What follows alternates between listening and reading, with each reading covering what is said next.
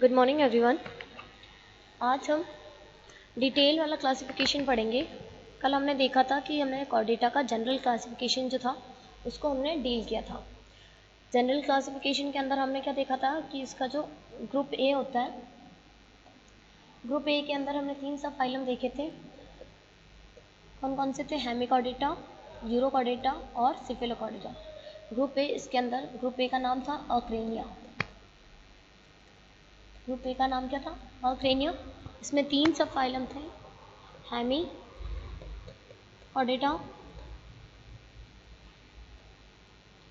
Urochordata और cephalochordata. ठीक है, तो इनके बारे में कल हमने केवल जनरल डिस्कशन किया था।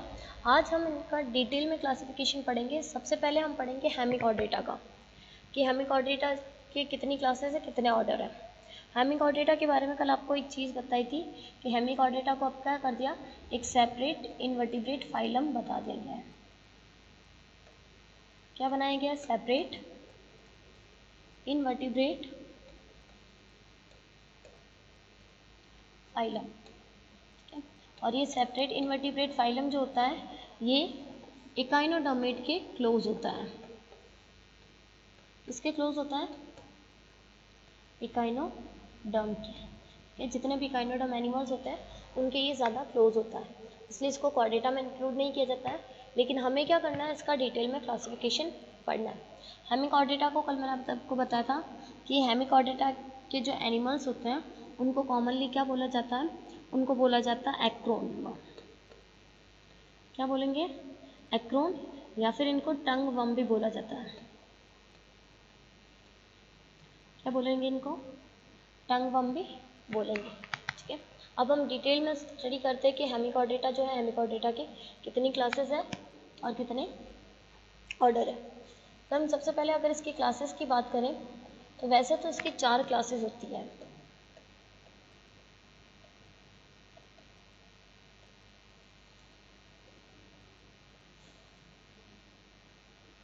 हेमिकॉर्डेटा की नॉर्मली कितनी क्लासेस होती है? 4 क्लासेस होती है। पहली क्लास इसकी आती है एंटेरोप्न्यूस्टा।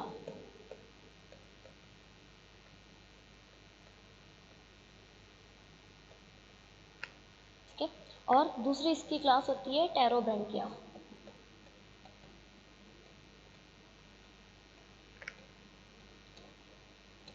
इसकी बाकी की जो 2 क्लासेस होती हैं उसके बारे में बाद में डील करेंगे। मेनली हमको 2 क्लास की स्टडी करनी होती है हेमिकॉर्डेटा के अंदर। हम 2 ही क्लास हम देखते हैं, फर्स्ट एंटेरोप्न्यूस्टा, सेकेंड टेरोब्रैंकिया। अगर हम एंटेरोप्न्यूस्टा की अगर हम बात करें तो एंटेरोप्न्यूस्टा जो होता है ये 2 वर्ड से मिलकर बना होता है।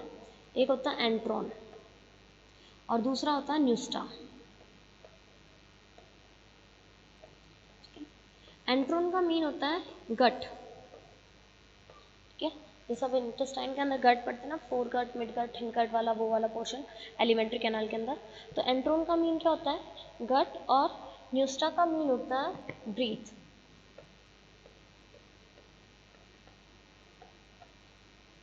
तो ऐसे एनिमल्स जिनके अंदर गट पाई जाती है वो किस में आएंगे? एंटेरोप्न्यूस्टा के अंदर आएंगे। अगर हम टेरोब्रैंकिया की बात करें तो टेरोन का मीन होता है फेदर। टेरोन का मीन क्या होता है?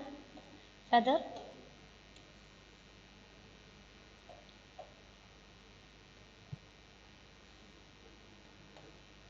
इसको भी 2 वर्ड के अंदर डिवाइड किया गया। फर्स्ट आता है टेरो, टेरो का मीन होता है फेदर, और ब्रैंकिया का मीन होता है गिल्स। उन सब में पढ़ते हैं ब्रैंकिया। ब्रैंकिया का मीन क्या होता है? गिल्स। अगर हम एंटेरोप्न्यूस्टा की अगर बात करें तो एंटेरोप्न्यूस्टा के जो कैरेक्टर्स जो होते हैं उनके कैरेक्टर्स की अगर हम स्टडी करेंगे तो मैं सेपरेट स्लाइड सबसे पहले हमारी जो क्लास है इसके अंदर वो कौन सी आएगी? फर्स्ट क्लास हेमिकॉर्डेटा की एंटेरोप्न्यूस्टा।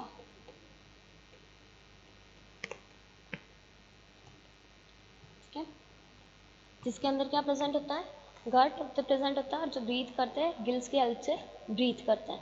ठीक है, तो उनको हम किस में बोलते हैं? एंटेरोप्न्यूस्टा के अंदर बोलते हैं।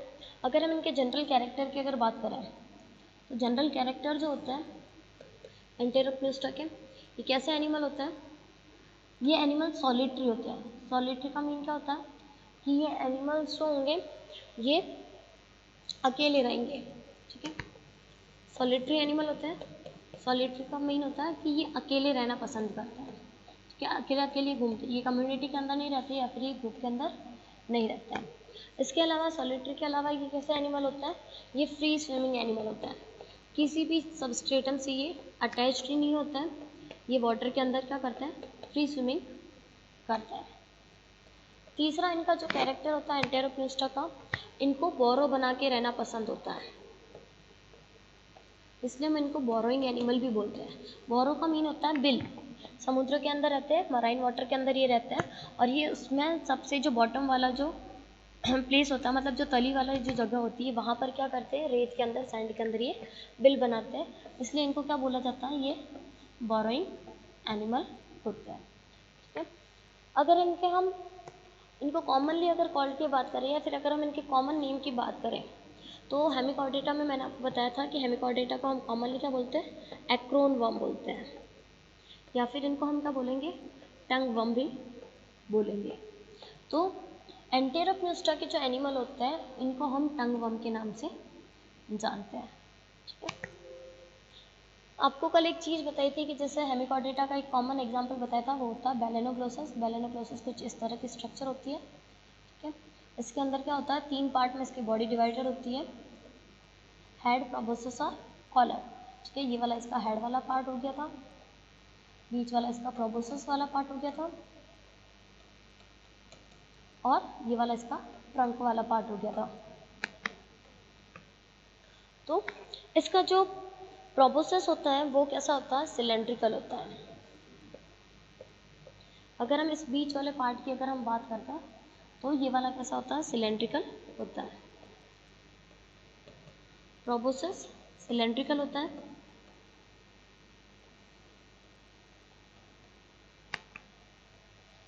और या फिर ये टैपरिंग हो सकता है, लेकिन आप कॉमनली सिर्फ सिलेंड्रिकल याद रखना कि जो एंटेरोप्यूस्टा एनिमल्स होते हैं उनके प्रोबोसस सिलेंड्रिकल टाइप के पाए जाते हैं।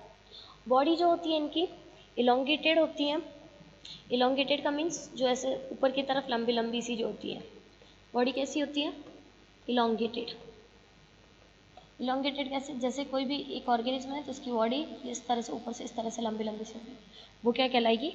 इलोंगेटेड एनिमल कहलाते हैं। तो बॉडी इनकी इलोंगेटेड होती है। अगर हम कॉलर की बात करें, हेड वाले पार्ट को उनका बोलते हैं कॉलर भी बोलते हैं, कि इसके अंदर हम कॉलर वर्ड यूज़ करते हैं। तो कॉलर जो होता है इसके अंदर सीलिएटेड आर्म्स नहीं पाई जाती है।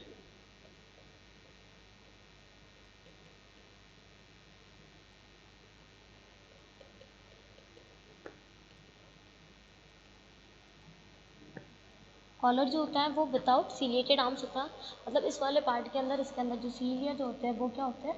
एब्सेंट होते हैं। सीलिया इसके अंदर नहीं पाए जाते हैं, इसलिए कॉलर जो होता है वो विदाउट सीलिएटेड आर्म्स पाया जाता है। अब अगर हम इसकी इंटरनल मॉर्फोलॉजी की बात करते हैं तो इंटरनल मॉर्फोलॉजी के अंदर क्या आता है? एलिमेंट्री कैनाल आती है। इसकी एलिमेंट्री कैनाल जो होती है वो स्ट्रेट होती है। एलिमेंट्री कैनाल कैसी होगी? स्ट्रेट होगी, मतलब एकदम सीधी सी होगी पाइप की तरह, ठीक है। उसके अंदर इस तरह से, जैसे हमारे अंदर क्या होता है कि एलिमेंट्री कैनाल के अंदर इंटेस्टाइन जो होती है वो कॉइल्ड फॉर्म में पाई जाती है, लेकिन बेलेनोग्लोसस के अंदर या फिर अगर हम एंटेरोप्यूस्टा की बात करें तो इन एनिमल के अंदर एलिमेंट्री कैनाल स्ट्रेट फॉर्म में पाई जाती है। इसके अंदर गिल स्लिट्स की बात करें तो बहुत सारे गिल स्लिट्स पाए जाते हैं। सेवरल गिल स्लिट्स होते हैं। गिल स्लिट्स क्या होंगे? जो गिल्स बनाते हैं या फिर जो रेस्पिरेशन में हेल्प करते हैं, तो गिल स्लिट्स इसके अंदर पाए जाते हैं। ये कैसे होते हैं? सेवरल गिल स्लिट्स होते हैं, बहुत सारे पेयर के अंदर पाए जाते हैं। गिल्स जो होंगे वो पेयर फॉर्म में रहेंगी। और अगर इनकी शेप की बात करें तो इनका शेप जो होता है वो यू शेप का होता है। इस तरह के इनके अंदर क्या पाए जाते हैं? गिल्स जो होते हैं वो पाए जाते हैं। जो एंटेरोप्यूस्टा एनिमल होते हैं इनके अंदर सेक्स जो होते हैं वो सेपरेट होता है। Sex separate that means male और फीमेल जो होंगे वो दोनों ही अलग अलग होंगे।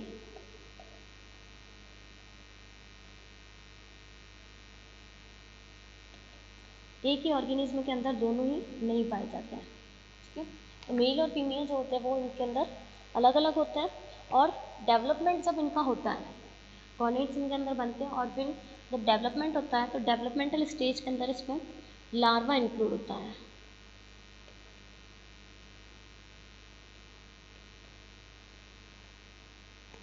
बिना लार्वा के इसके अंदर डेवलपमेंट नहीं होगा। तो डेवलपमेंट में लार्वा स्टेज पाई जाती है, और उस लार्वा का नाम होता है टोनेरिया। उस लार्वा का नाम क्या होता है? Tornaria larva. इसके थ्रू क्या होता है? डेवलपमेंट करता है। एडल्ट में जो बनेगा वो इस टोनेरिया लार्वा के थ्रू बनेगा। बिना टोनेरिया लार्वा बने एंटेरोप्यूस्टा के एनिमल जो होगा वो डेवलप नहीं हो सकता है। तो ये कुछ इसके जनरल कैरेक्टर थे। सॉलिटरी होता है, फ्री स्विमिंग करता है, बोरोइंग एनिमल होता है, एक्रोन वर्म इनको बोला जाता है, प्रोबोसस दैट मीन्स जो मिडल वाला पार्ट होगा वो सिलेंड्रिकल वाला होता है, कॉलर जो होता है वो सिलेटेड, बिना सिलेटेड आर्म के होता है, एलिमेंट्री कैनाल स्ट्रेट पाई जाती है, बहुत सारे गिल स्लिट्स पाए जाते हैं जो कि पेयर फॉर्म में होते हैं, और इनका शेप यू शेप का होता है, और इनका डेवलपमेंट जो होता है वो लार्वल स्टेज के थ्रू होता है। अगर हम एंटेरोप्यूस्टा के एग्जाम्पल की अगर बात करते हैं तो एंटेरोप्यूस्टा के अंदर कॉमनली जो एग्जाम्पल होता है वो हम पढ़ते हैं बैलेनोग्लोसस को।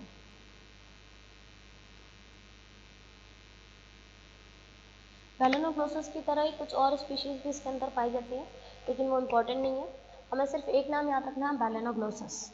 ठीक है, वो ही हम क्या करते हैं, प्रैक्टिकल में भी पढ़ते हैं और थ्योरी में भी पढ़ते हैं। तो ये तो हो गया एंटेरोप्यूस्टा के बारे में।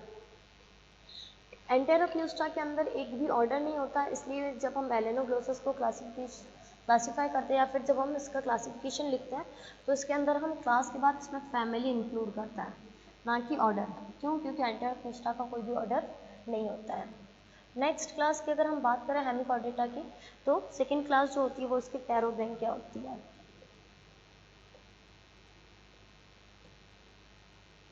सेकेंड क्लास इसकी कौन सी होगी? टेरोब्रैंकिया।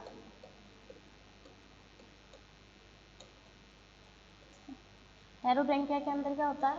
फेदर्स और गिल वाला जो उसको बताया था कि ब्रैंकिया मतलब गिल्स जो होते हैं वो प्रेजेंट। वैसे टेरोब्रैंकिया जो होता है, टेरोब्रैंकिया के अंदर गिल स्लिट्स जो होते हैं वो बहुत ही कम पाए जाते हैं, एब्सेंस होते हैं। अगर हम इसके जनरल कैरेक्टर की अगर बात करें,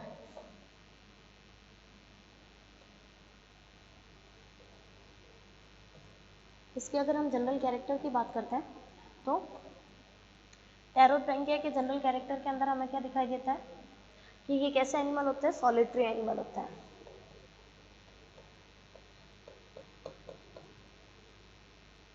सॉलिटरी मतलब वही जो सिंगल फॉर्म में रहता है, कॉलोनी फॉर्म में ये नहीं रहता है। ठीक है, लेकिन इसके अंदर कुछ स्पीशीज़ जो होती है टेरोब्रैंकिया के अंदर, वो सॉलिटरी के साथ साथ वो कॉलोनियल भी हो सकती है। कैसी हो सकती है? कॉलोनियल भी हो सकती है।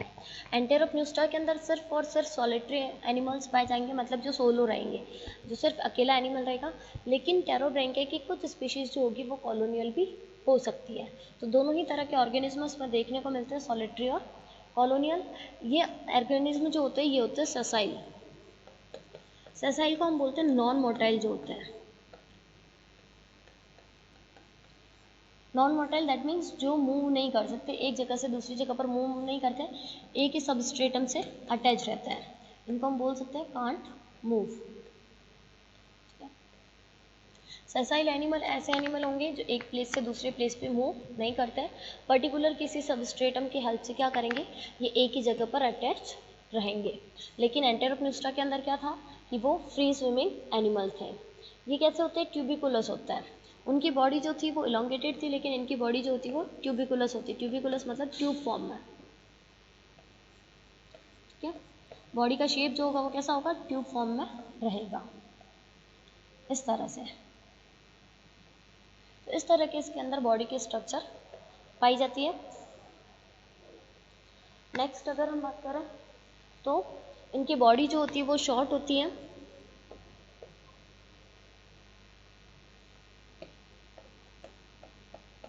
कॉम्पैक्ट होती है। कॉम्पैक्ट मीन्स जटिल जिसको हम बोलते हैं। बॉडी के स्ट्रक्चर एंटेरोप्यूस्टा एनिमल के कंपैरिजन में थोड़ी सी कॉम्पैक्ट होती है, और इनके अंदर क्या होता है, स्टॉक अटैचमेंट पाया जाता है, क्योंकि ये ससाइल होते हैं। ससाइल that means non motile animal होंगे, तो कॉम्पैक्ट विथ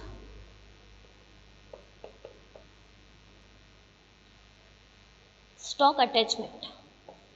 स्टॉक अटैचमेंट क्या होता है कि जैसे कि हम ओबिलिया वगैरह में देखते हैं, इनवर्टिब्रेट के अंदर देखा हुआ हमने, ओबिलिया वगैरह पढ़ा हुआ कि ओबिलिया वगैरह जो होते हैं वो क्या करते हैं, ये इस तरह के ओबिलिया पाए जाते हैं, ये पर्टिकुलर इस तरह के सबस्ट्रेटम से क्या होते हैं, अटैच होते हैं। जो साइकॉन वगैरह जो होते हैं ये इस तरह के, वो भी क्या होता है, वो भी इस तरह के पर्टिकुलर सबस्ट्रेटम के साथ में अटैच होते हैं।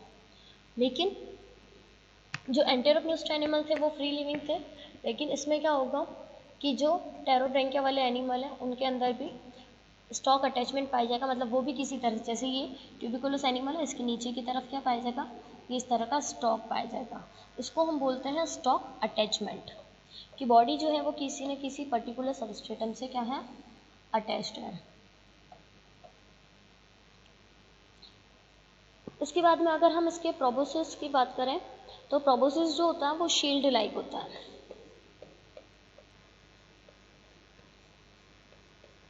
प्रोबोसिस जो होगा वो कैसा होगा, शील्ड लाइक। शील्ड लाइक मतलब ये इस तरह का ट्यूब वाली स्ट्रक्चर, इसी तरह का एक शील्ड की शील्ड जो होती है वो बनी हुई रहेगी। तो इस तरह का इनके अंदर शील्ड लाइक प्रोबोसिस पाया जाता है। कॉलर की अगर हम बात करते हैं इनके अंदर, तो कॉलर जो होता है उसके अंदर जस्ट एंटेरोप्यूस्टा का ऑपोजिट होता है। उसके अंदर सीलिएटेड आर्म नहीं होती, विदाउट सीलिएटेड आर्म होता है, लेकिन ये क्या करता है, बियरिंग सीलिएटेड आर्म होता है। ये साथ साथ में डिफरेंस भी आपको याद रखना है कि एक के अंदर अगर वो चीज़ प्रेजेंट है तो दूसरे के अंदर वो चीज़ प्रेजेंट नहीं है। तो कॉलर जो होगा वो क्या होगा, बियरिंग सीलिएटेड आर्म, मतलब ये कॉलर वाला पोर्शन, इसके ऊपर क्या पाए जाएंगे, सीलिया प्रेजेंट होंगे। बियरिंग का मीन होता है रखने वाला, तो ये क्या करते हैं, सीलिएटेड आर्म रखते हैं। एलिमेंट्री कैनाल की अगर हम बात करते हैं, ये तो हमने एक्सटर्नल स्ट्रक्चर देख ली। इंटरनल स्ट्रक्चर में हम बात करते हैं एलिमेंट्री कैनाल की। तो एलिमेंट्री कैनाल जो होती है इनकी एंटेरोप्यूस्टा के अंदर स्ट्रेट थी, इसके अंदर कैसी होगी, यू शेप की होगी। ठीक है, तो दोनों में डिफरेंस हो गया कि एंटेरोप्यूस्टा के अंदर एलिमेंट्री कैनाल स्ट्रेट थी, जबकि टेरोब्रैंकिया के अंदर एलिमेंट्री कैनाल यू शेप की पाई जाती है। ठीक है, गिल स्लिट्स की अगर हम बात करते हैं, इसका नाम है टेरोब्रैंकिया, उसमें फेदर्स लाइक स्ट्रक्चर पाई जाती है। दैट मीन्स गिल स्लिट्स जो होते हैं वो या तो एब्सेंट होते हैं या फिर इसके अंदर केवल एक ही पाया जाता है। गिल स्लिट्स की अगर हम बात करेंगे तो वो क्या होगा, जनरली तो एब्सेंट होता है, या फिर अगर किसी किसी ऑर्गेनिज्म में प्रेजेंट भी है तो वो केवल कितने होंगे, वन पेयर ही होंगे। एंटेरोप्यूस्टा की तरह इसके अंदर सेवरल पेयर गिल स्लिट्स नहीं पाए जाते हैं। सेक्सेस की अगर बात करते हैं, मेल दैट मीन्स मेल और फीमेल की अगर हम बात करते हैं, तो सेक्स जो होते हैं इसके अंदर सेपरेट होता है, लेकिन इसके अंदर डेवलपमेंट जो होता है वो विदाउट लार्वल स्टेज होता है। दैट मीन्स डायरेक्ट टाइप का डेवलपमेंट इसमें देखने को मिलता है।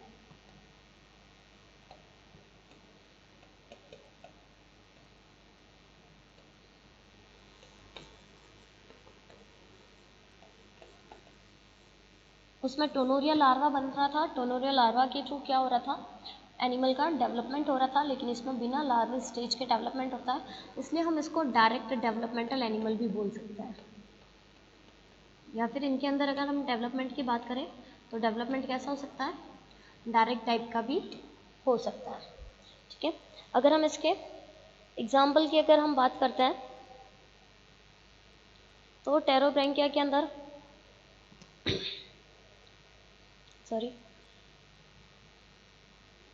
अगर हम इसके एग्जाम्पल की बात करते हैं तो इसके एग्जाम्पल मैं आपको नेक्स्ट क्लास में बताऊंगी। नेक्स्ट क्लास में नहीं, इस क्लास को दो ऑर्डर के अंदर डिवाइड किया गया है। एंटेरोप्यूस्टा के अंदर कोई भी ऑर्डर नहीं था, लेकिन इसके अंदर दो ऑर्डर है, उनके अंदर एक एग्जाम्पल देखने को मिलता है रैप्डोप्यूरा। कॉमन अगर एग्जाम्पल की हम बात करें तो कॉमन एग्जाम्पल होता है रैप्डोप्यूरा।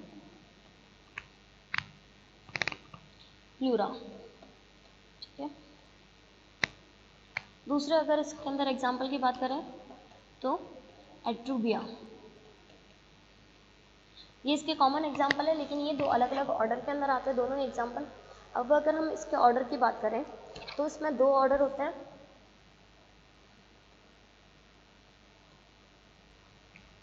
टेरोब्रैंकिया के अंदर क्या है, दो ऑर्डर के अंदर उसको क्लासीफाई फर्दर किया गया है। ठीक है, पहला जो इसका ऑर्डर है वो होता है रैप्डोप्लूरा,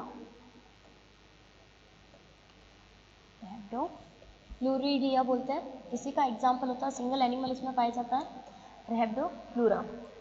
रैप्डोप्लूरा के अगर हम एनिमल की बात करें तो ये कॉलोनियल होते हैं, जूइट्स एनिमल होते हैं। ठीक है, और ये किसी सबस्ट्रेटम के साथ में अटैच होते हैं। कैसे होते हैं, कॉलोनियल मतलब जो कॉलोनी बना के रहता है, और जूइट्स होते हैं। ठीक है, एक एक कमेंट इसमें काफ़ी आपको याद रखने के लिए। और इसके अंदर सेकेंड गिल स्लिट्स जो होता है वो एब्सेंट्स होते हैं।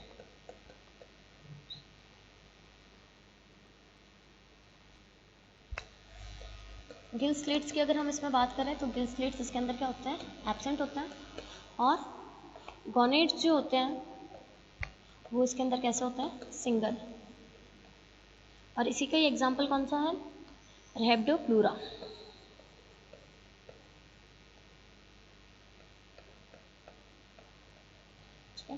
दूसरा अगर हम इसके ऑर्डर की अगर बात करते हैं तो दूसरा जो इसका ऑर्डर होता है वो होता है सिफेलोडिस्किडिया, सिफेलोडिस्कोइडिया।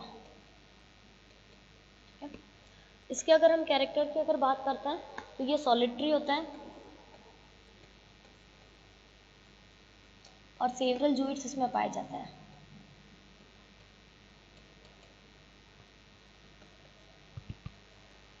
कॉलर जो होता है उसके अंदर टेंटिकल आर्म्स पाई जाती है।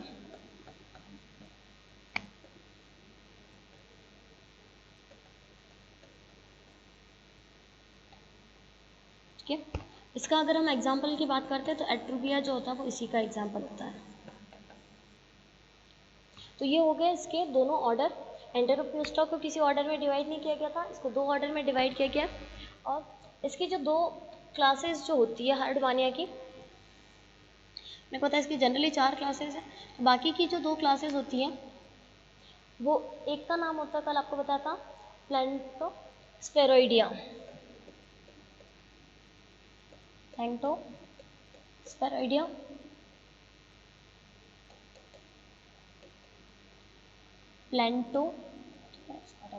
प्लैंटोस्फेरोइडिया, इसके बारे में अभी तक कुछ खास इन्फॉर्मेशन है नहीं है, इसलिए हम इसको नहीं पढ़ते हैं।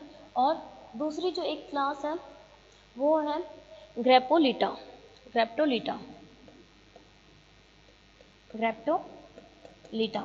ये क्या है, फॉसिल्स हो चुकी हैं, इसलिए हमें एक्सटिंक्ट फॉर्म नहीं पढ़नी है, तो इसके बारे में भी हम नहीं पढ़ते हैं। प्लैंटोस्फेरोइडिया और ग्रैप्टोलिटा। प्लैंटोस्फेरोइडिया के बारे में अभी तक कुछ खास इन्फॉर्मेशन पता नहीं है, इसलिए हम इस क्लास को नहीं पढ़ते हैं। और ग्रैप्टोलिटा के बारे में भी नहीं पढ़ती क्योंकि ये फॉसिल्स हो चुकी है। तो आपको केवल 2 ही क्लासेस पढ़नी है, एंटेरोप्यूस्टा और टेरोब्रैंकिया। Thank you.